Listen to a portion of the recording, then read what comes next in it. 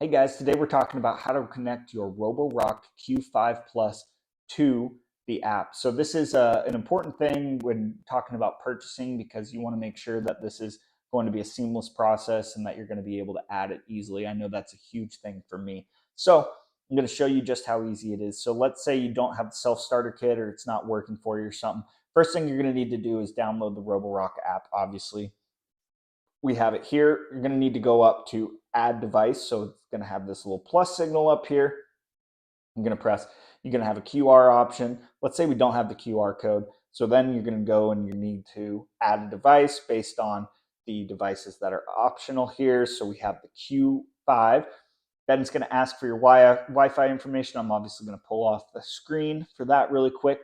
And then what it's going to ask you to do, it's actually going to ask you to press the power and the home button here at the same time.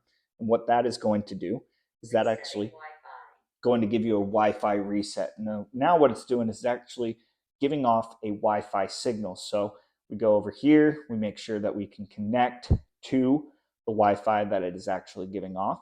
So we connect to that, you go back to the app, and boom. Everything is now going to be set up for us as we go through this process. So it's going to have the phone connected to the device, transferring information, and the device is going to connect to my Wi-Fi network from there.